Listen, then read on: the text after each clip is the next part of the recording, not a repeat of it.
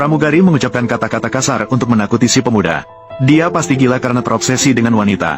Kalau dia benar-benar bisa meramalkan dengan sukses, semua awak kabin kami bisa menikah dengannya. Kepala awak kabin. Sepertinya dia mendengar.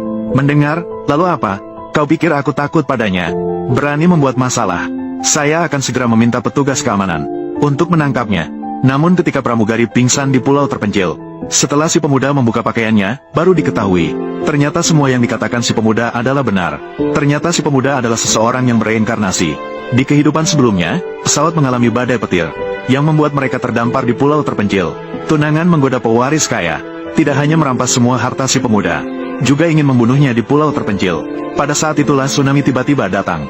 Pewaris kaya melihat situasi dan langsung melarikan diri.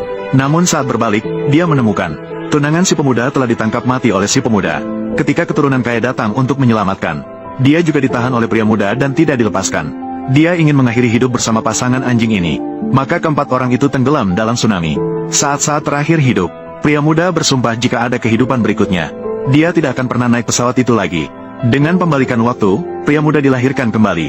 Dia baru menyadari setelah melihat sekelilingnya. Di atas. Saat itu masih ada 30 menit sebelum badai petir. Dia ingin segera mencari King Yao yang selalu bersamanya dalam kesulitan. Bersiap untuk pergi bersamanya. Akhirnya tunangan mengeluh karena pria muda membelikannya kelas ekonomi. Meminta pria muda segera mengupgrade ke kelas 1. Melihat wajah itu lagi, pria muda menyuruhnya pergi. Saat itu, keturunan kaya datang. Mengatakan bahwa pria muda sangat pelit. Wanita itu setidaknya adalah tunangan pria muda. Apa masalahnya membelikannya kelas 1? Pria muda juga tidak segan. Pria menjelaskan tentang badai yang akan dihadapi pesawat. Urusan kotor tunangan. Namun King Yao mendengar dengan bingung. Kemudian terus memanggil King Yao. King Yao mendengar seseorang memanggil namanya. Dia bangun dan bertanya apakah pria itu memanggilnya. Maka dia menceritakan hal itu. Namun akhirnya King Yao menganggapnya sebagai seorang preman. Namun King Yao saat itu tidak mengenal pria itu. Dia tidak mengerti mengapa harus turun pesawat. Pria itu menjelaskan pesawat akan menghadapi. Dia menceritakan tentang badai sekali lagi. Untuk membuat King Yao percaya padanya. Untuk membuat King Yao percaya padanya. Pria mengingat saat mereka terdampar di pulau terpencil. Dia melihat tanda di dada King Yao. Namun King Yao menganggapnya sebagai preman. Memanggil kepala pramugari untuk menangani masalah ini. Pria itu mengatakan ingin turun pesawat. Pria menyatakan ingin turun pesawat. Namun kepala pramugari memberitahunya, pesawat sudah berada dalam proses taksi. Tidak bisa turun dari pesawat saat fase lepas landas. Pemuda langsung berlari ke pintu darurat setelah mendengar itu.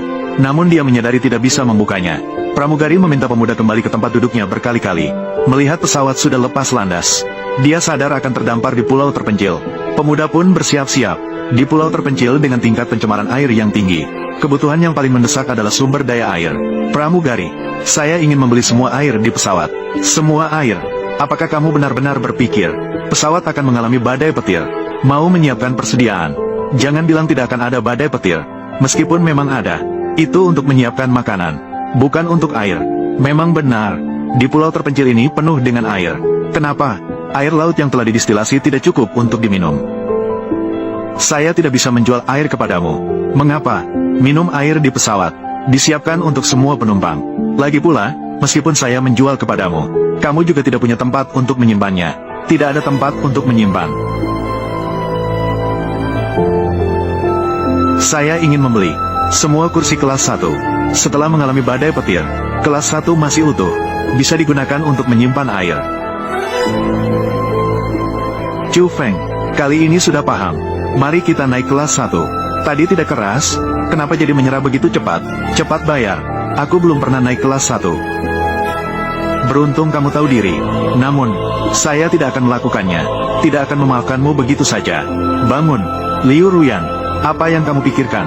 Aku akan membeli semua kursi kelas 1. Itu untuk menyimpan air. Aku akan naikkan kelas untukmu. Bermimpi saja. Chu Feng, kamu. Liu Yi, kamu mau jual atau tidak?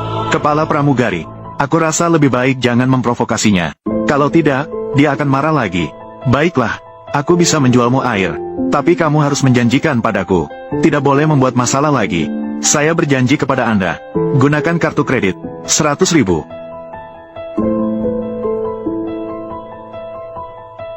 Chu Feng, apa kamu gila? Menghabiskan 100.000 untuk membeli air. Kamu bintang sio sapi. Chu Feng, anak ini benar-benar bersiap untuk bertahan di pulau terpencil. Dia hanya bermimpi sendiri. Beli begitu banyak air, tidak takut mati kekenyangan.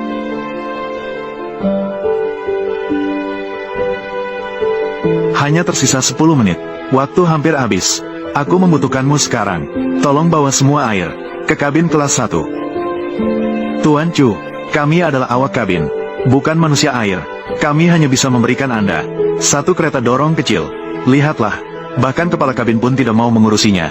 Penyakit mental yang seperti itu. Siapa yang bersedia membantunya? Baiklah, maka berikan saya kereta dorong kecil. Aku akan memindahkannya sendiri.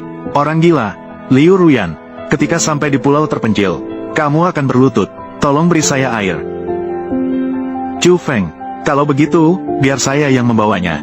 Aku melihat seseorang terlihat lelah. Jika kamu bersedia memberikan saya permintaan maaf atau minta maaf, mungkin saya bisa memaafkanmu.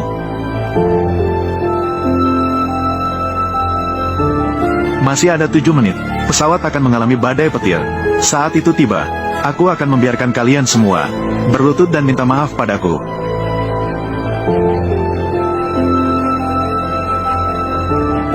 Bersihkan. Pesawat tinggal 5 menit lagi. Akan mengalami badai petir. Tapi kabin kelas 1 seharusnya aman. Cepat pasang sabuk pengamanmu. Sebentar lagi, bisa menyelamatkan nyawa Anda. Orang ini sedang menggoda lagi. Dia pasti gila karena wanita. Kalau dia benar-benar bisa meramalkan dengan sukses, semua awak kabin kami bisa menikah dengannya. Kepala kabin, sepertinya dia mendengar. Mendengar lalu apa? Kau pikir aku takut padanya? Berani membuat onar. Saya akan segera minta petugas keamanan menangkapnya.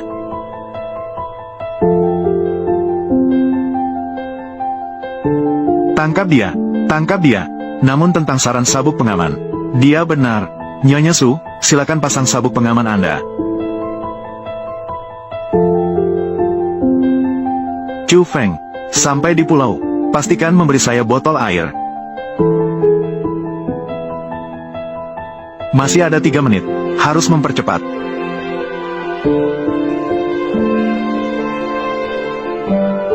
Penyakit mental, masih ada beberapa menit.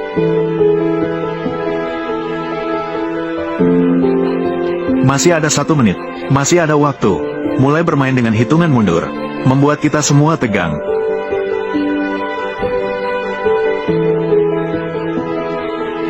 Itulah badai petir. Ini badai petir. Badai petir bahkan datang lebih awal. Ternyata benar ada badai petir. Apa yang dikatakan Chu Feng semuanya benar. Ah, bagaimana mungkin? Kepala kabin, bukankah kamu bilang tidak ada badai petir? Mohon semua orang, pakailah masker oksigen dengan baik. Kenakan jaket penyelamat di bawah kursi. Dapat merasakan drama.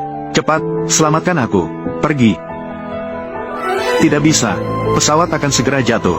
Di kehidupan sebelumnya, pesawat mengalami badai petir. Banyak korban tewas dan luka di kabin ekonomi. Harus segera menuju kabin kelas 1.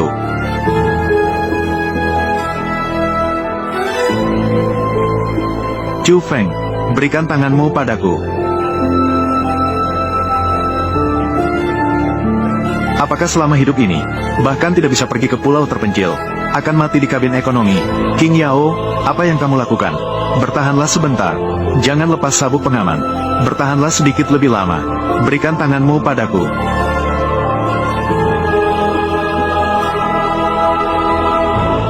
Sama seperti pulau terpencil saat bangun dari kehidupan sebelumnya. Sama persis dengan lantai 1. Persis sama. Kelahiran kembaliku. Meskipun menyebabkan efek kupu-kupu. Tetapi titik waktu secara umum sama.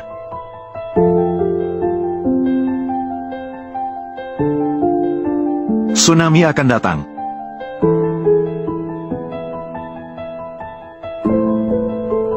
Tiga hari kemudian di pulau terpencil akan ada tsunami. Kemudian permukaan laut akan naik. Mencoba lagi untuk mengangkat harta karun. Sangat sulit. Tidak bisa. Aku harus segera mencari air minum. Kemudian dalam 3 hari mengangkat harta karun. Setelah mendapatkan kartu akses, baru bisa membuka pangkalan di pulau terpencil. Berlayar meninggalkan.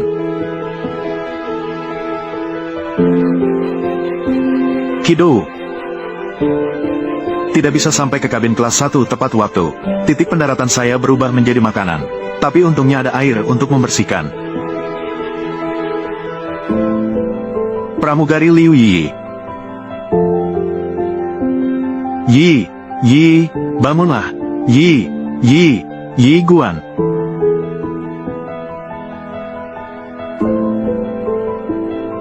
Yi, bangunlah.